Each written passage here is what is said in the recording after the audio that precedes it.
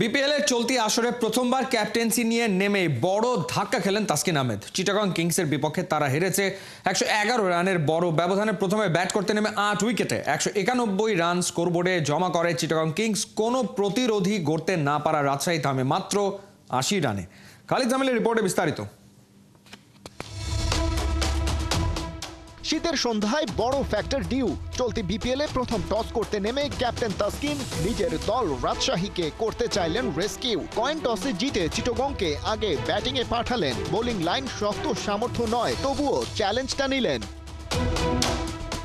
Super performer Usman খানকে 7 রানেই স্বীকার করলেন জিসান। চিটাগংয়ের ওপেনিং পার্টনারশিপের সেখানেই অবসান।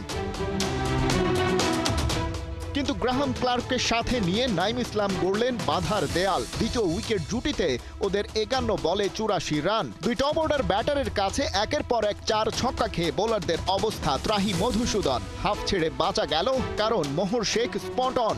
রান আউটে কাটা পড়ে গ্রাহাম ক্লার্ক ফিরে যান। ততক্ষণে অবশ্য ইংলিশ ক্রিকেটারের ব্যাটে স্কোর বোর্ডে 28 বলে 45 রান। ছক্কা নাইম খ্যাত ব্যাটার এই বিপিএলে যেন নিজেকে আবিষ্কার করছেন ফের। আউট হওয়ার আগে 41 বলে 56 এই ওপেনিং ব্যাটারের। মিডল অর্ডারে ভালোই সাপোর্ট দিয়েছেন ক্যাপ্টেন মিথুন আলী। তার 20 বলে 32-এ বিদায়ের পর শামীম পাটোয়ারি রান পাননি খালি। তবে রাহাতুল ফেরদৌস দিলেন 8 বলে 16 রানের finishing touch. In form foreign recruit Ryan Burl ফেলেছেন হায়দার আলীর ক্যাচ। পা মোচকে বার্ল গেছেন মাঠের বাইরে। মৌকা কাজে লাগিয়েছেন হায়দার। তার ক্যামিওতে 14 বলে 25 রান আসে। শেষ 5 ওভারে 61 রান। রাজশাহীর টার্গেট দাঁড়ায় 192। তাসকিনদের জন্য সহজ না কখনোই।